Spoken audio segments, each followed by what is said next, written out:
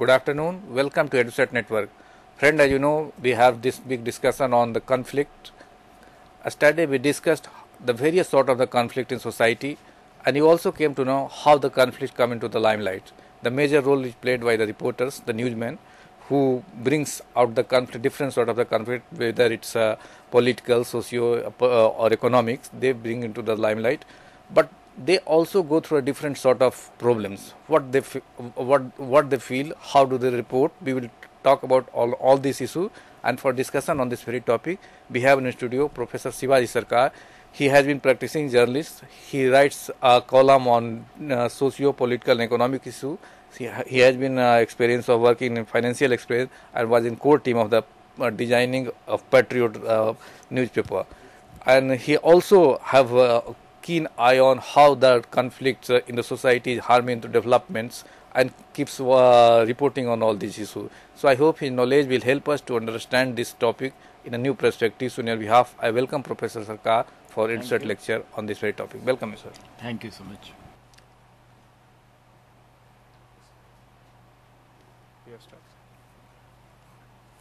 See, this conflict actually, quite often we get confused what exactly conflict is and how the newsmen face the conflict. In fact, if you see, when you say newsmen in conflict situation, our view is very limited. We feel that it should be on the borders, the conflict would be there. We feel it is limited to terrorism. We feel it is limited to wherever there is some armed action. This is largely the normal view of conflict that any average person has. But a newsman actually has to go into much deeper conflicts almost every day of his life. It's very wide and it splits into almost every aspect of his life. Don't think that if a newsman is functioning to cover a simple crime story, he doesn't face conflict there.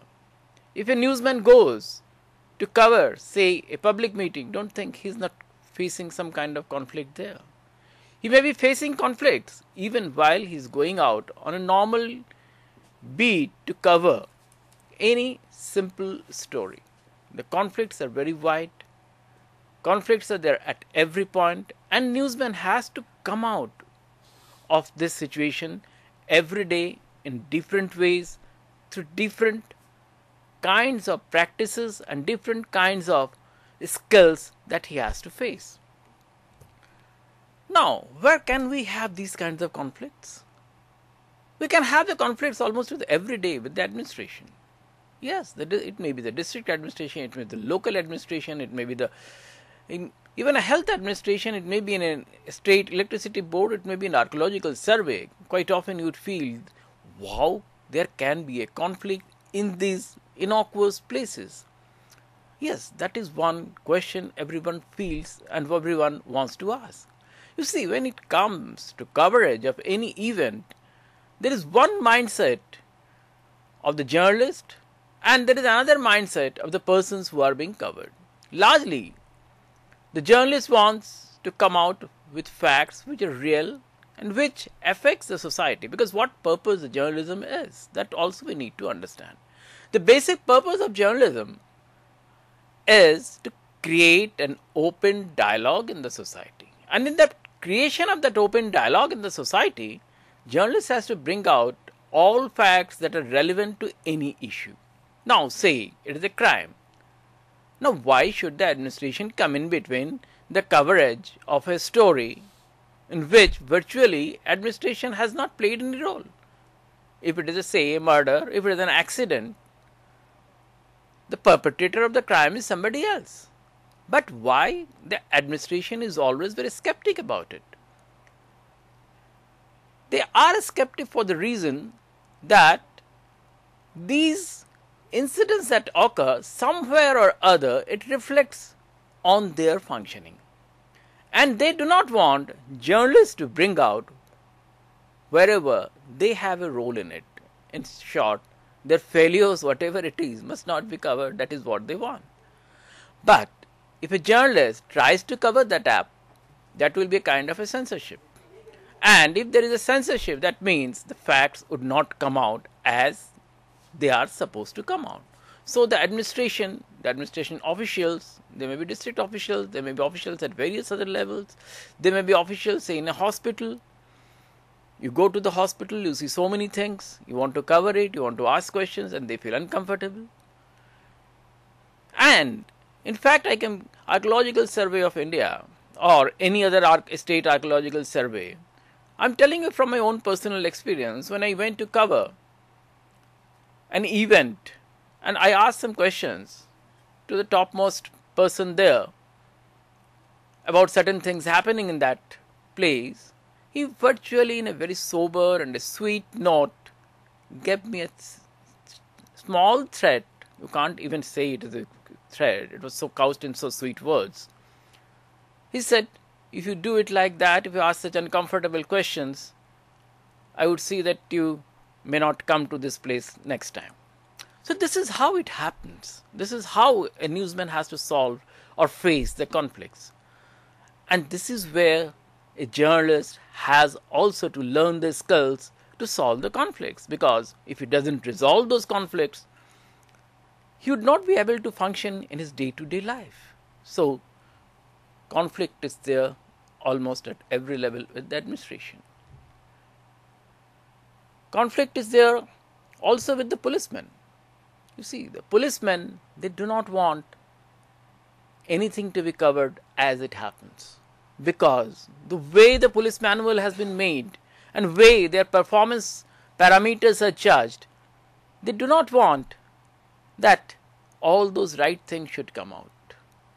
And for that, they can do and go to any extent possible to stop coverage of certain facts. And if you are a conscious journalist, and if you are bringing out all those facts gradually, they feel so uncomfortable.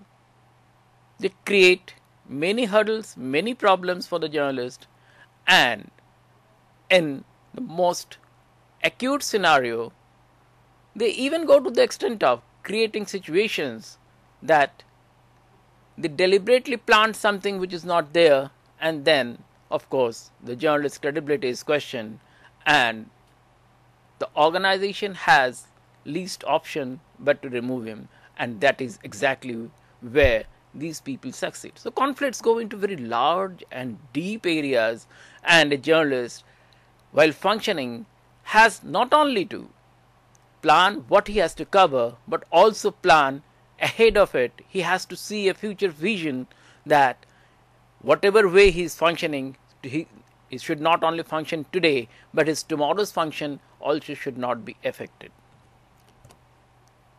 Now there is conflict also with the politicians. Quite often it is said politicians are very nice persons, but they are nice, no doubt, but they are always not saints. That is what we need to understand.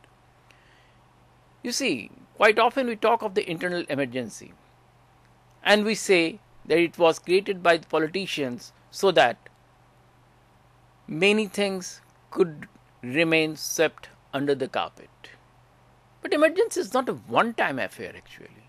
When a journalist functions, he feels that emergency is almost an everyday affair that he has to counter with.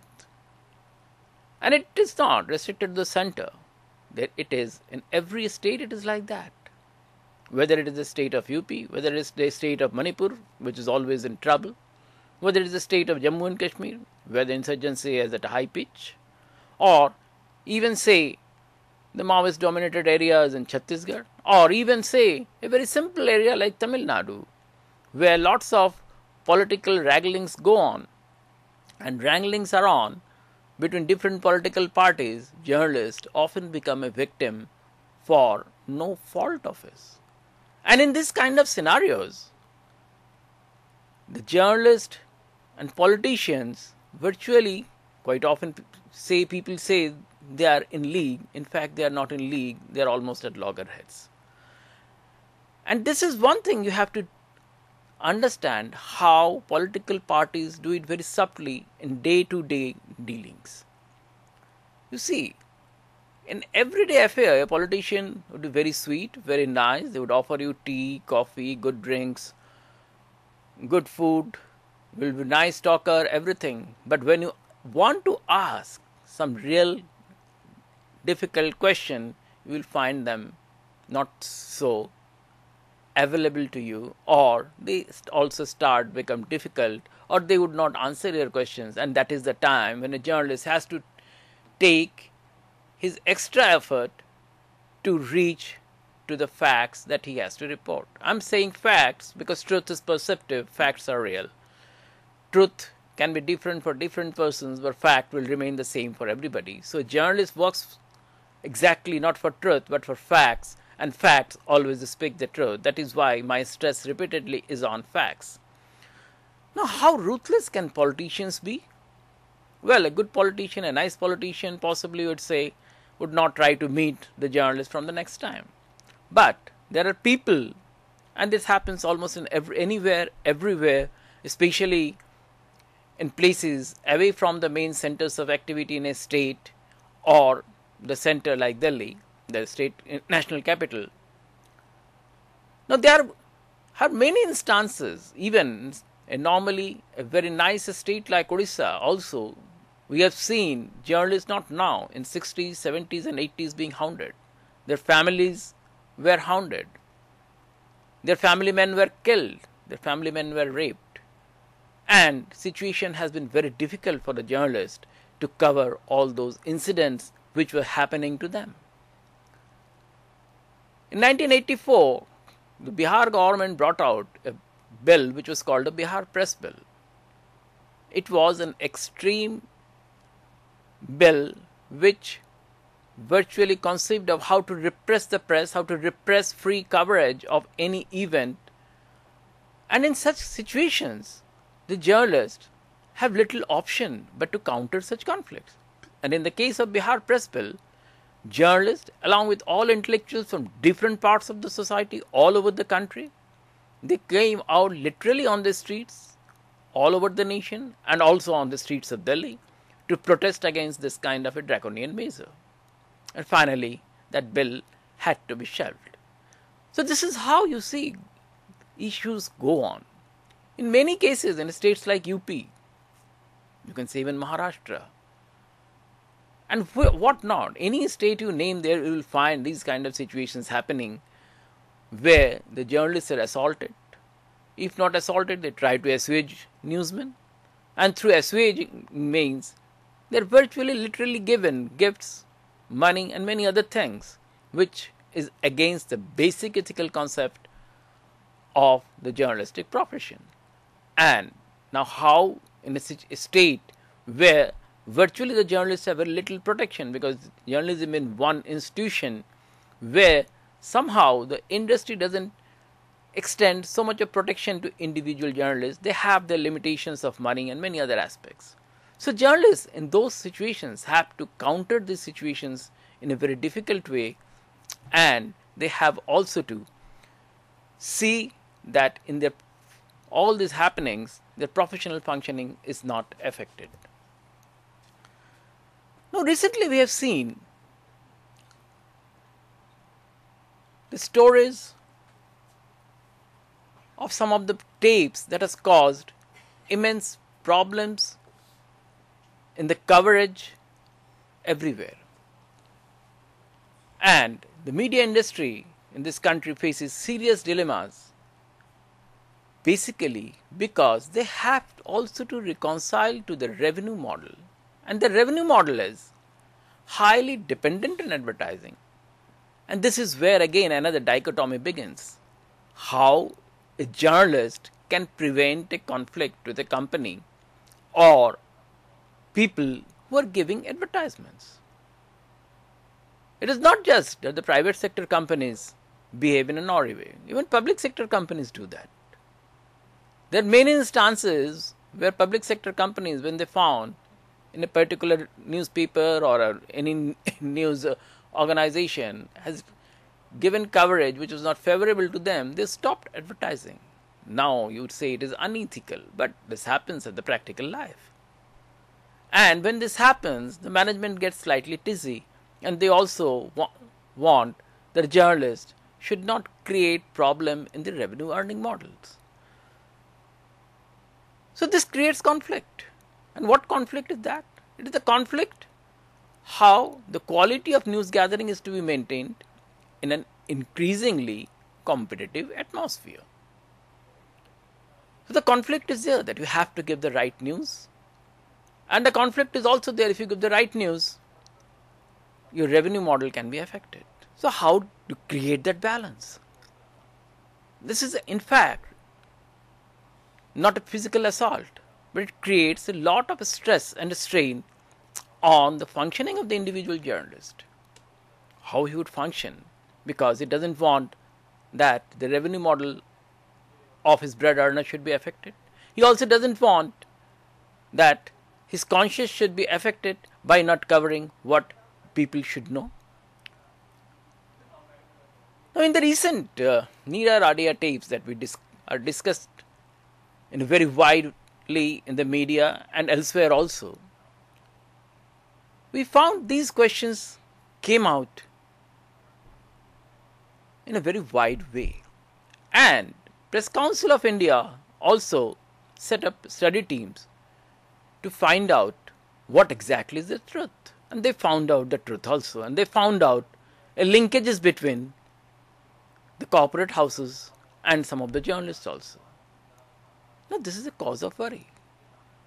And the cause of worry is also because the newspapers as they function, especially in this country and many other parts of the world, they are highly dependent on advertisement revenue, and the circulation revenue or the revenue that comes from the sales of a newspaper, or say even selling of the news channel, is hardly enough to meet their day-to-day needs even. Virtually, newspapers or news channels sell their products at a very subsidized rate, and this subsidy comes from advertising.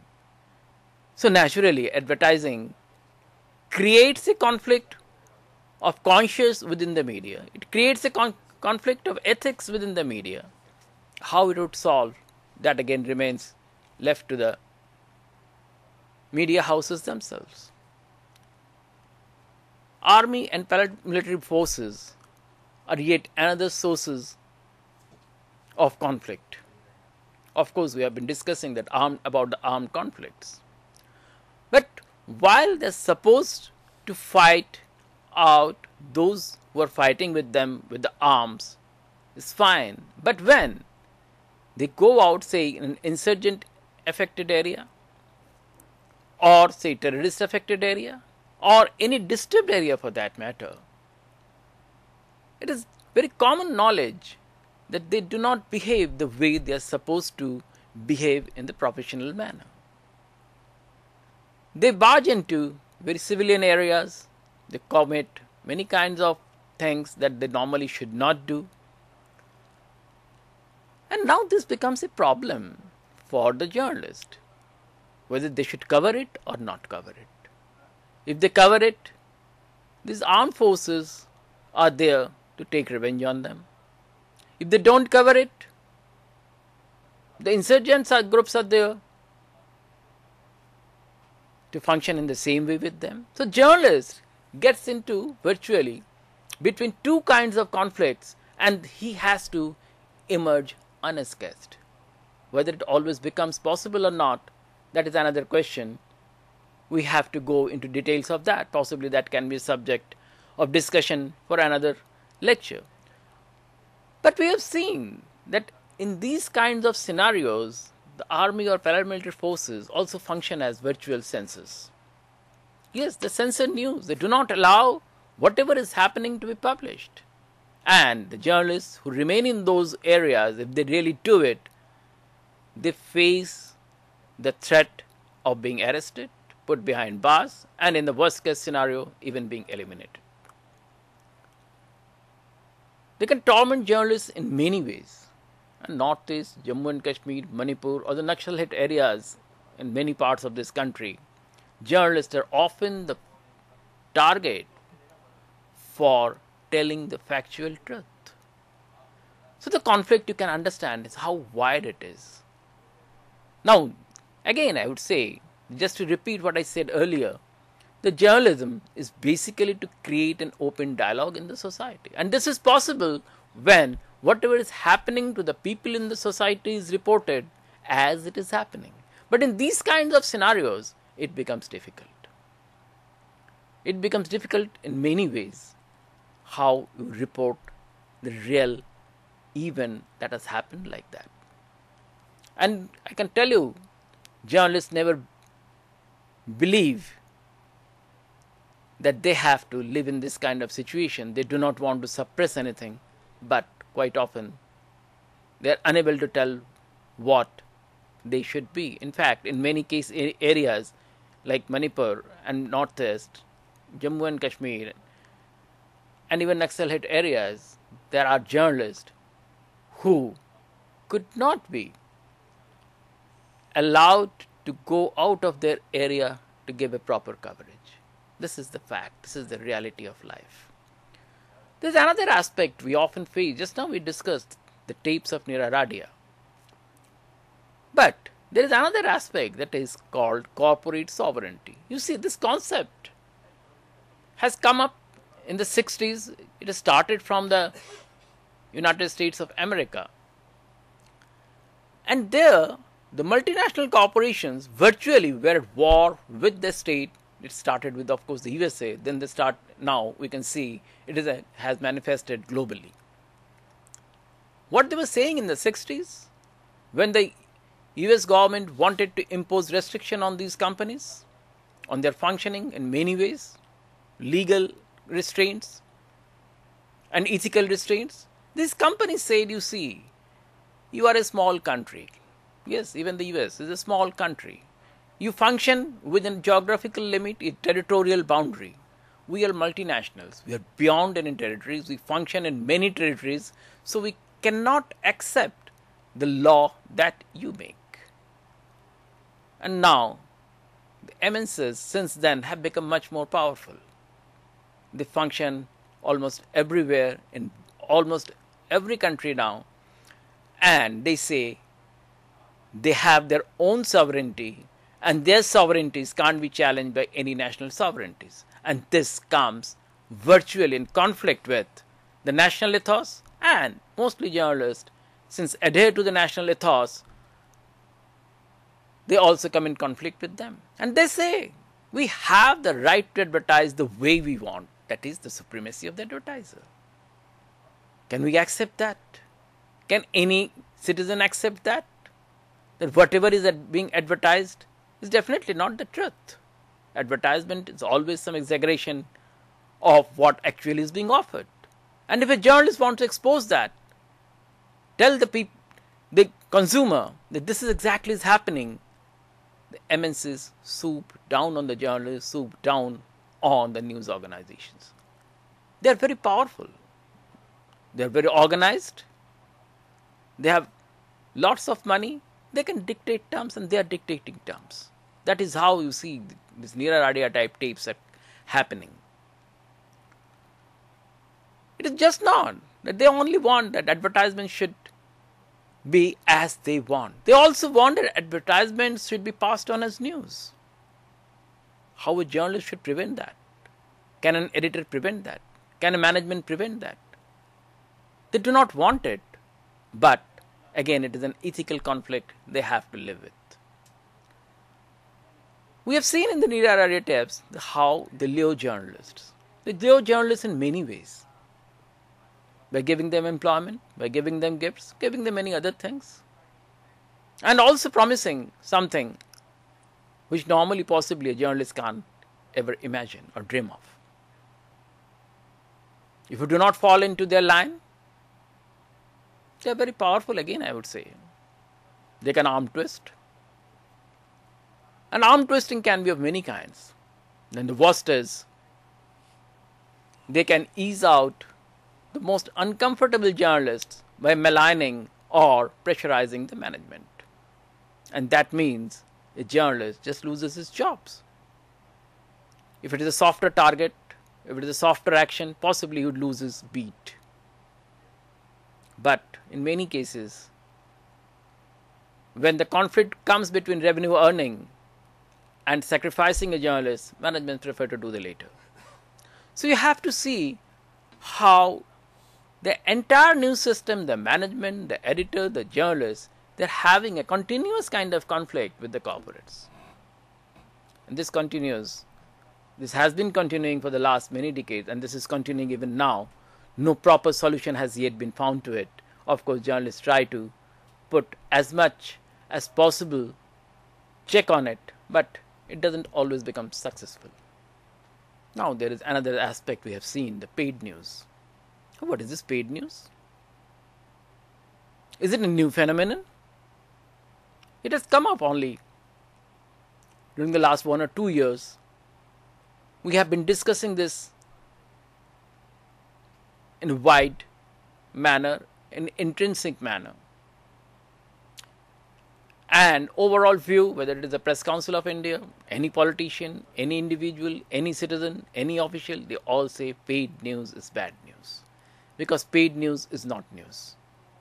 It is something that someone wants for himself to be publicized, and he pays to the organization and gets a nice publicity, and that is all paid for by him but passed on as news.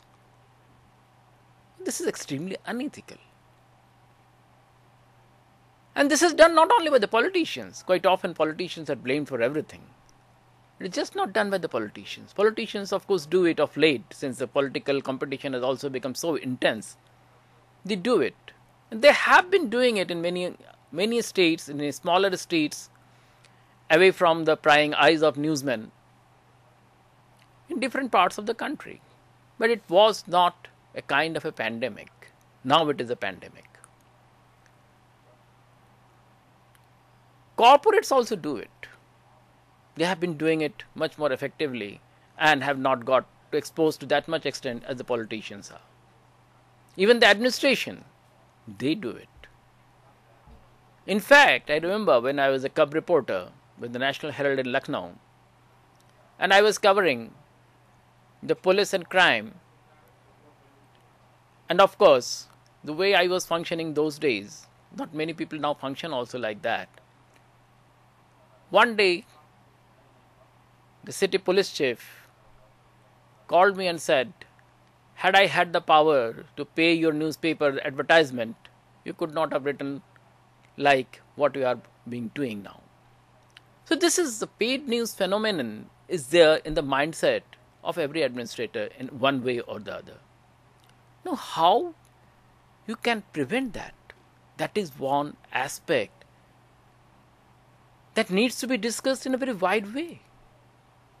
People resort to device means to give paid news. Always it is not just direct cash. There are many other ways to assuage the feelings of an organization. It is a wide subject. Its methodologies are very different. But again, it is virtually a kind of an obstacle in the free flow of news and information.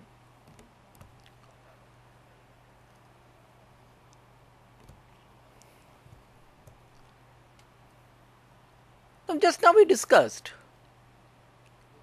about the Neera Radia tapes. How many journalists have been named? You all would know. Many of them have been named, and many of them are in very high positions.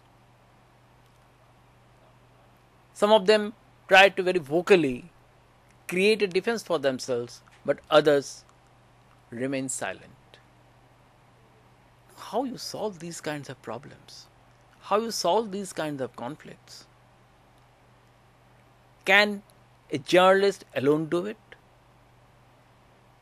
Can the whole newspaper organizations alone do it? You see, you have to also understand newspaper or a journalist is not functioning in isolation. They're part of the same society where everybody lives in. And if someone in the society has become so powerful to bamboozle anybody, it is going to affect everybody. Now, affected journalists today are silent, but possibly there is also a chance a new set of such people may be emerging at different levels. So how we can prevent that? The society has to take action to prevent all these kinds of things. Journalists alone can't do it.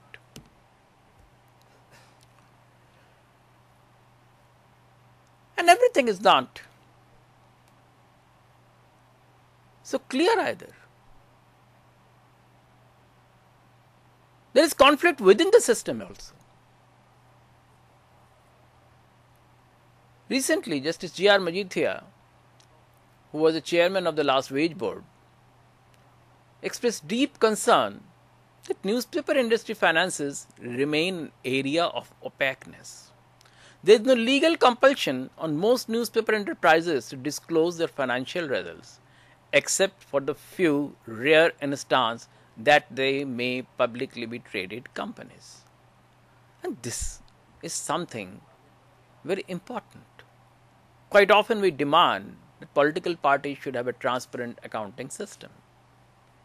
But the media houses, the way they have to function in many ways, this aspect is not always clear. Can we make it really transparent? This remains a question. Because it's just not the media houses. We have seen in cases like Satyam also, this opaqueness was there, and because of that, such large fraud on the entire investors, on the government, on the taxpayers, on the entire tax system could be done. So it is easier said that it needs to have a transparent system, but how and who is going to implement that? Who is going to ask the newspaper magnates to follow a practice that would be really not opaque? But you may ask, how does that affect the journalist? Yes, it affects the functioning of a journalist, an individual journalist, or the entire journalistic community, because it affects the policy making of a news group.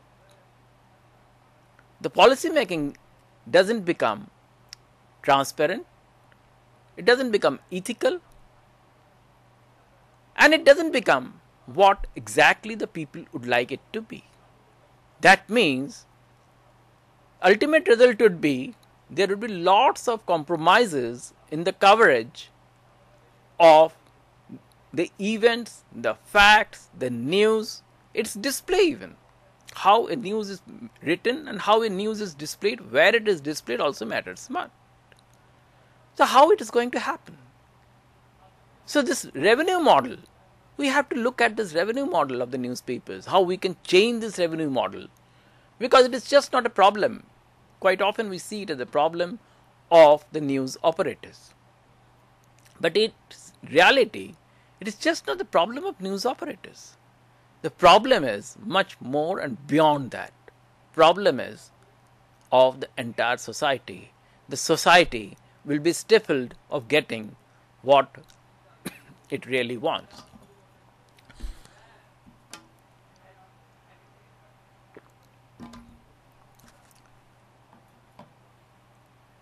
So create a transparent, truthful news coverage. We have to create a system which is faithful not only to one or two individuals but to the entire society. So this was the problem within.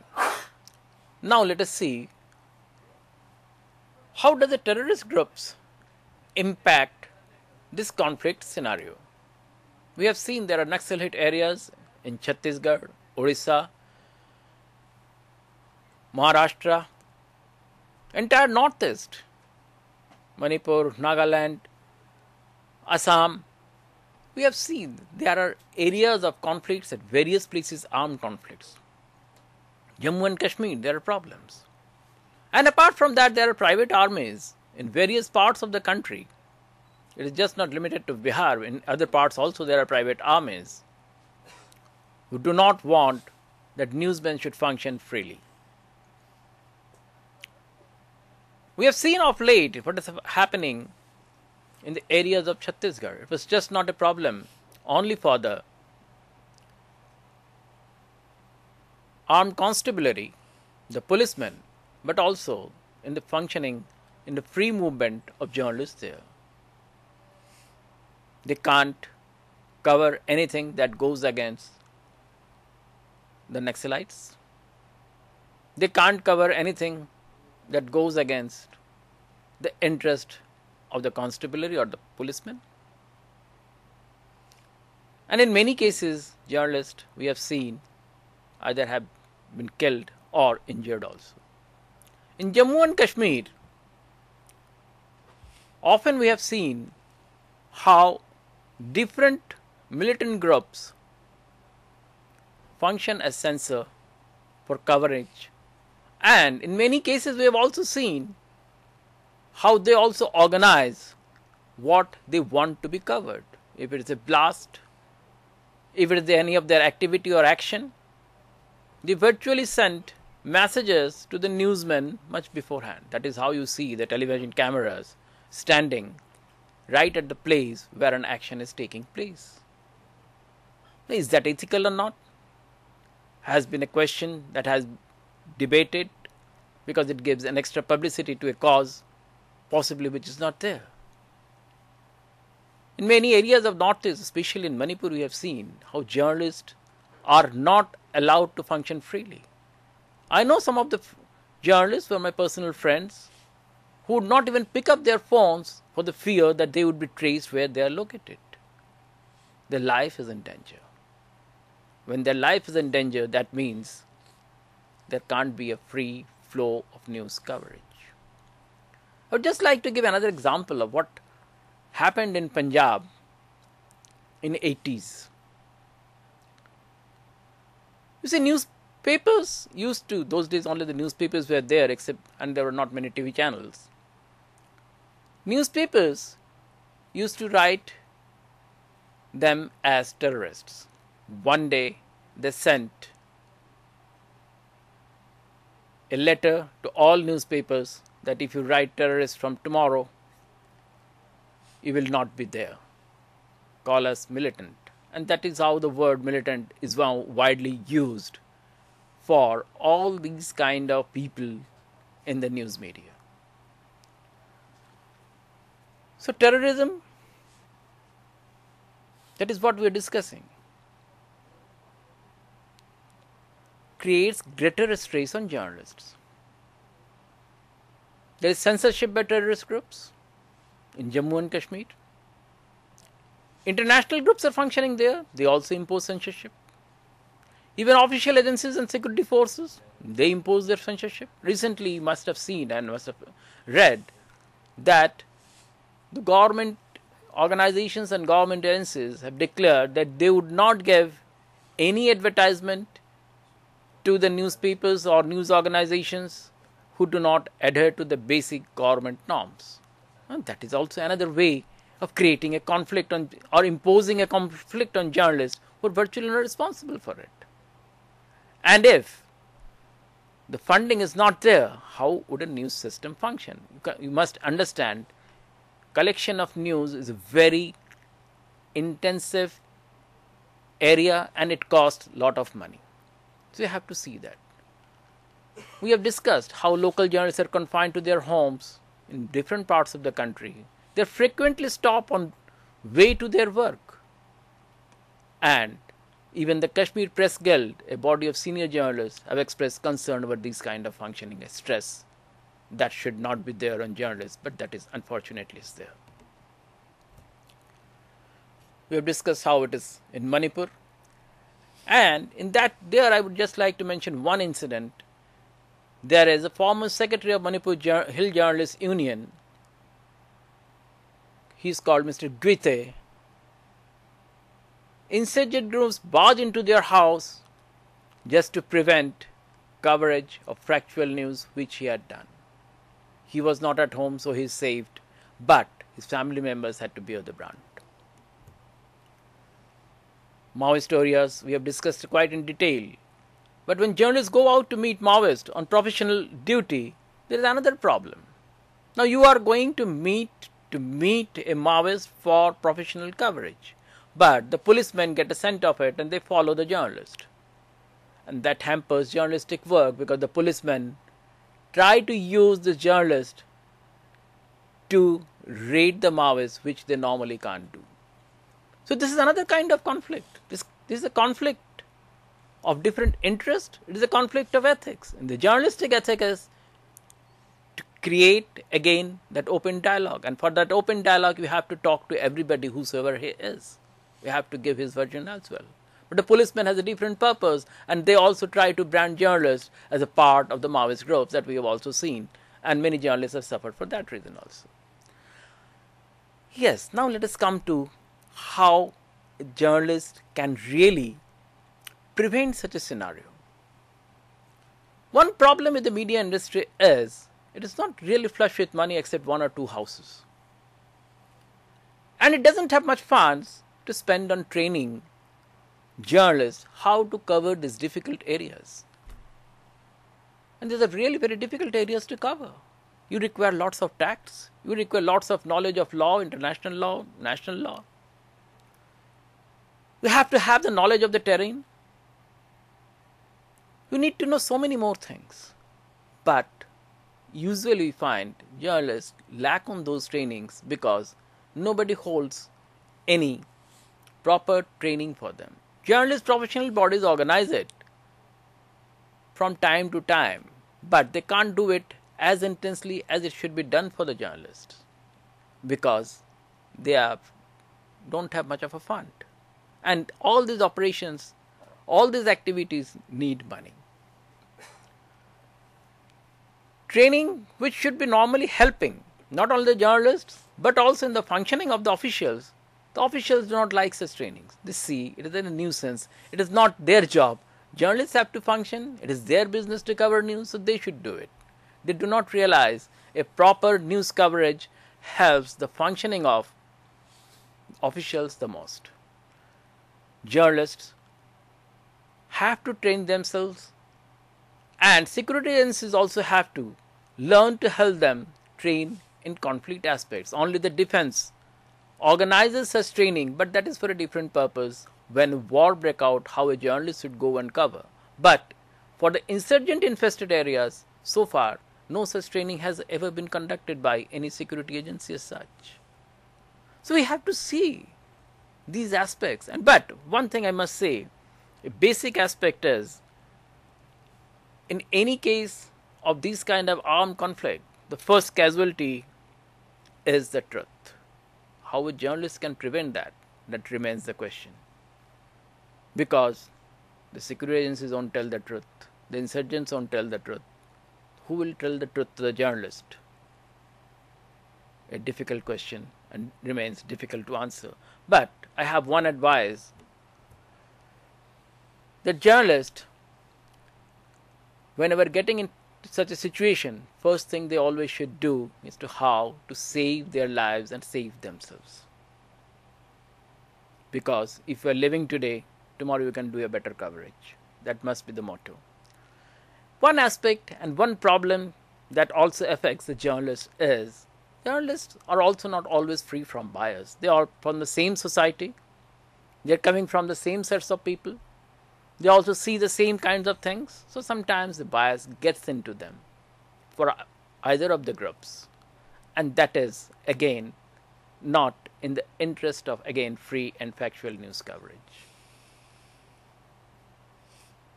I remember Harinder Baweja, a journalist with Tehelka, earlier she was with India Today, while covering the Punjab terrorism, she recollected that anti-Sikh riot shook her out of the secular environment she was raised in as a daughter of an Indian Air Force officer. For once, she says, I was made to realize my Sikh identity.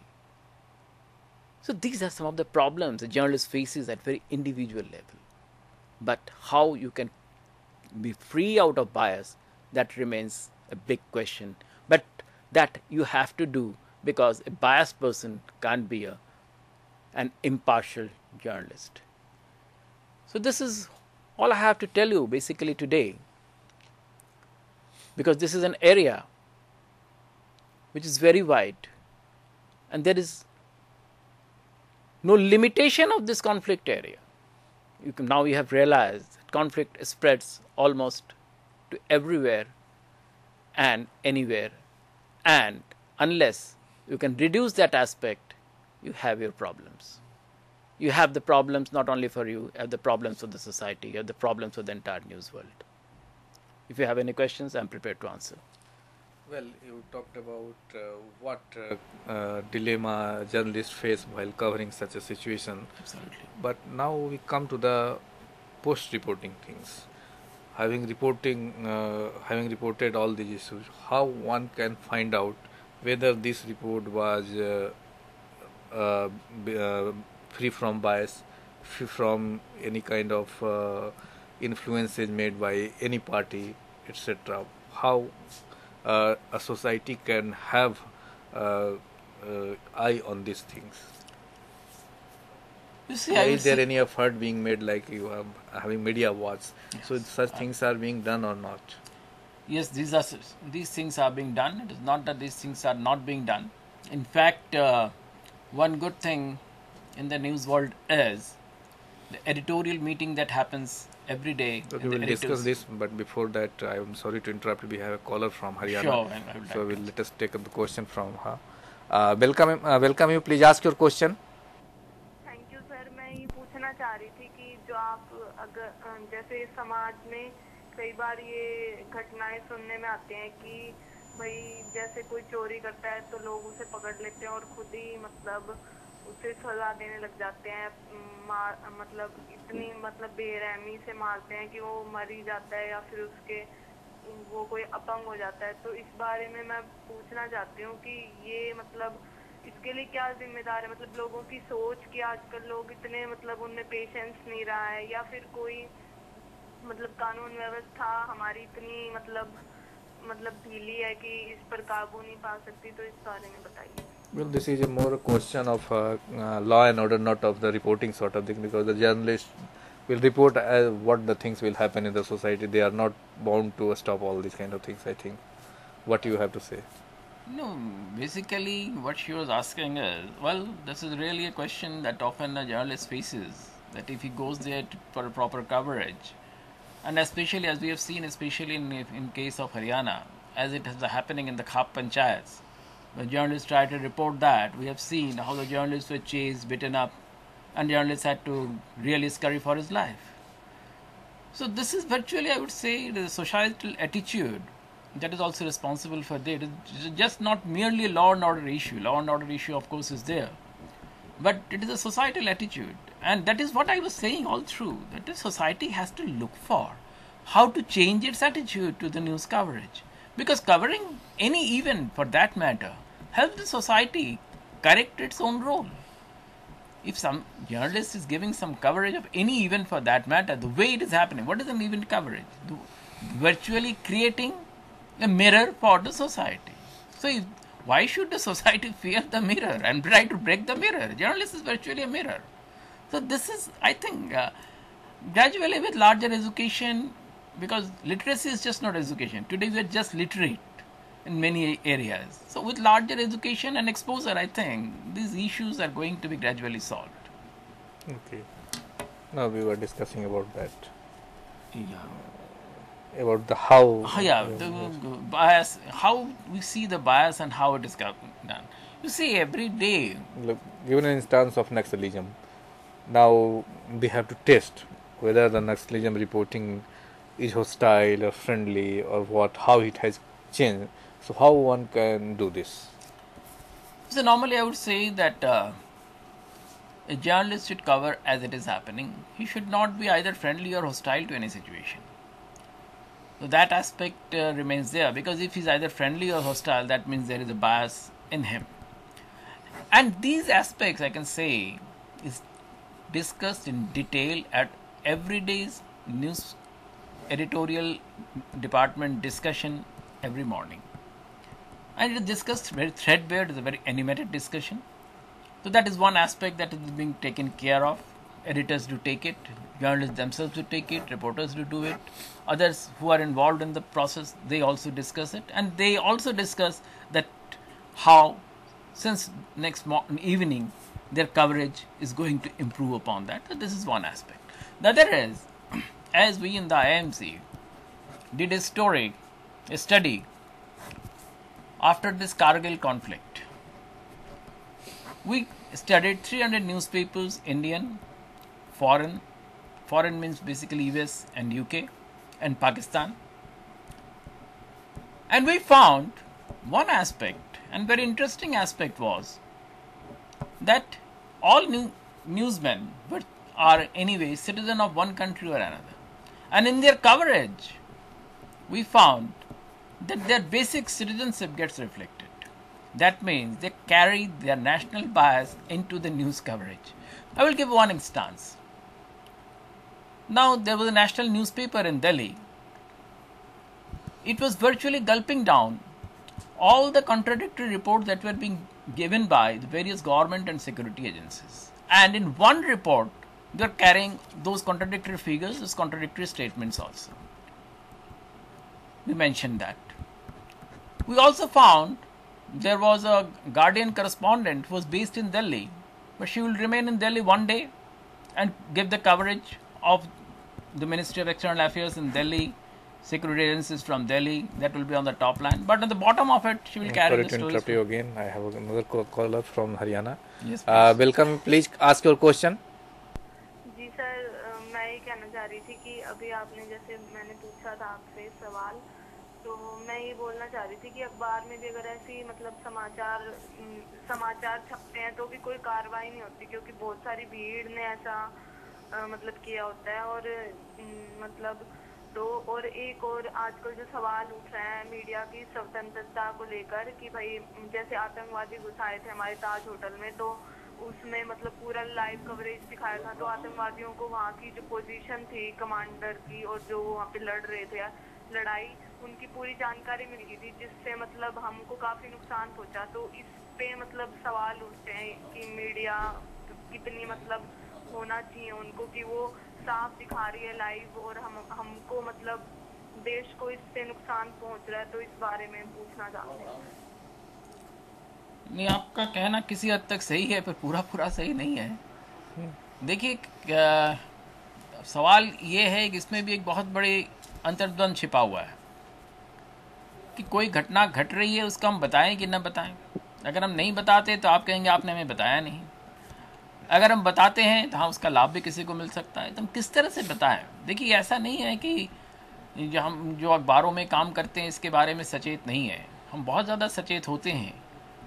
पर हमारे साथ जो सबसे पहली प्राथमिकता होती है, जो भी घटना घट रही है उसको आप तक पहुंचाना। तो हम पहुंचाएं तो कैसे पहुंचाएं? अगर हम पहुंचाते हैं, अगर आप जैसे कहा कुछ टेररिस्ट ग्रुपों को कुछ उससे फ़ायदा हो रहा था बॉम्बे की घटना के हिसाब से, हाँ उस वक्त हुआ था, क्योंकि कई जिस तरह से खास करके वहाँ घटना शुरू हुई थी, पहली बात तो जो सिक्योरिटी एजेंसीज थी या पुलिस था, उन्होंने भी सबसे पहले ये नहीं बताया कि ये कोई टेररिस्टों का आत्मघाती हमला है। सबसे पहली जो खबर आई थी बॉम्बे पुलिस की तरफ से, उन्होंने ये कहा था कि ये जो घटना है शायद बॉम्बे के कुछ माफिया गैंग्स के बीच में ये लड़ाई हो रही है। तब जब तक अखबार वालों को सही बात पता न चले, वो कब तक अपने जो करेक्टिव स्टेप्स है उसको कैसे लें। तो ये सारी समस्याएं आती हैं, ऑपरेशन लेवल पर बहुत सारी चीज़ें समस्याएं होती है। पर ये मैं मानता हूँ कि उसके बाद से अगर आप देखें, जब भी कोई घटना घटती है, सारे अखबार वाले खुद ही ऐसे स्टेप्स ले रहे हैं जिसकी वजह से उस घटना की पुनरावृत्ति नहीं हो रही है। We were talking about the they're talking national about national and international. So I was saying that the Guardian correspondent, next morning she would fly to Pakistan and file the report in a reverse manner. Now, why was she doing that? Because at that time, if you see, the British government had virtually a neutral stand that they are putting India and Pakistan at a balance. So she was trying to create that balance in a news coverage, of course, not in a very nice manner. Now, I will just give another example of how the American newspapers were doing that. Those days, if you remember, in 1998, America was very closely trying to support India. And American newspapers were carrying news which were very favorable to India. And in some cases, the Pakistan at that time was not their enemy. In 98, it was after 2001 that they became their enemy. In their headlines, they were mentioning Pakistan, they were mentioning enemies.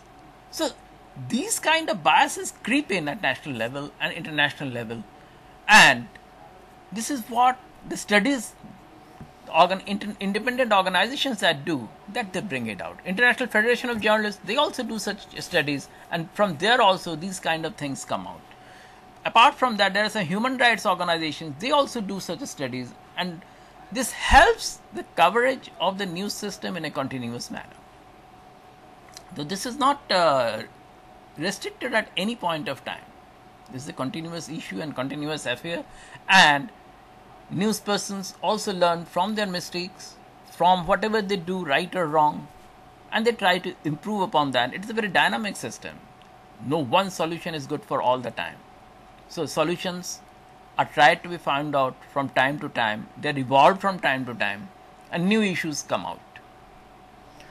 So one thing was seeing from the national perspective. The other thing was seeing from the truth perspectives. So on both yardstick, a number of variables may be different from the different part of the things. Like as you said that the national media was not giving contradictory things, which They are were carrying contradictory things in one report. but not. But they are not trying to analyze it. That is what I was trying to do. They are not trying to analyze what normally a newsman should do. Newsman's job is what? He must cross-check the facts. Okay. He was not cross-checking the facts. So But when you get so much overall and some- so-called nationalism, but this kind of errors also happen. But in some cases, maybe they were trying to get the facts verified, but the sources they tried to contact me might not be revealing the facts. No. Now say there is agency A. It is giving a figure. I am giving a very simple figure that there are 100 casualties. Okay. The agency B, it is saying no, there are only 20 casualties. Okay. Now the newspaper, they were not trying to say that 100, they were saying 100, that they were saying 20. They added 120 is the figure. Okay. This is wrong. So that is where I am saying Sure. that they should not do. They must cross-check the facts that is before them. We have And it is not difficult to check. we have one call, another caller from Haryana. Please ask your question.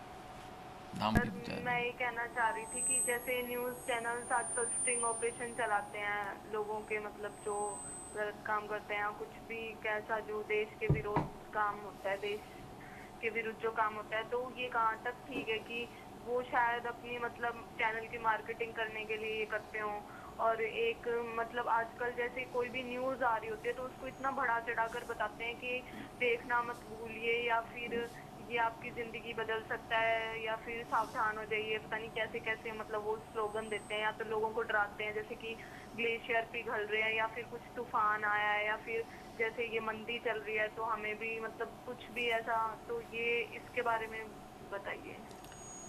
देखिए sting operations के बारे में कई प्रकार के सवाल उठ चुके हैं कि वो एथिकल है या नहीं है। लार्जली जो सीरियस जर्नलिस्ट हैं they don't exactly believe in sting operations and we have seen in many of the sting operations the way they have been conducted is also having their bias including the most discussed so called arms purchase sting scandal. Now newsmen are not supposed to virtually do that kind of sting coverage because sting means what? We're not trying to really tell the truth. We're trying to plant something maybe which is not there. And we're trying to also function as a prosecutor at the same time. And this is not the job of a journalist. He is not a prosecutor. So sting operations, personally I do not support the way many of the organizations do. Sometimes it may be okay, but even then largely the ethical question remains whether we should allow those devices to create a news which is in reality not there. So sting is unethical, and I believe these kind of operations virtually have not led us, whether it is the political sting or whether it is any other kind of sting, it has not led us to the perpetrator of the crime. The bribes were given by these organizations themselves. Now, where did they get those money? That also remains a question. Crores of rupees were shelled out in supposed bribes, which is all, in reality, if you say, they are not exactly bribes. But where did they get the money? Nobody has tried to investigate those news agencies. So this is also another question that we need to answer. So I think best journalism can be done even without a sting. Okay, last question I would like to ask you. Suppose these are the things, and the mass communication students want to do or research, whether the reporting for any reportings, the timeline. Suppose how the reporting is changing over the years. So, what the suggestion would you like to give? You how do they design their research? Well, you see, normally a journalist does his research almost every day to do all these kinds of things. Now, as a newsman, you have a lot of flexibility to do, but when you are a student, your flexibility gets reduced.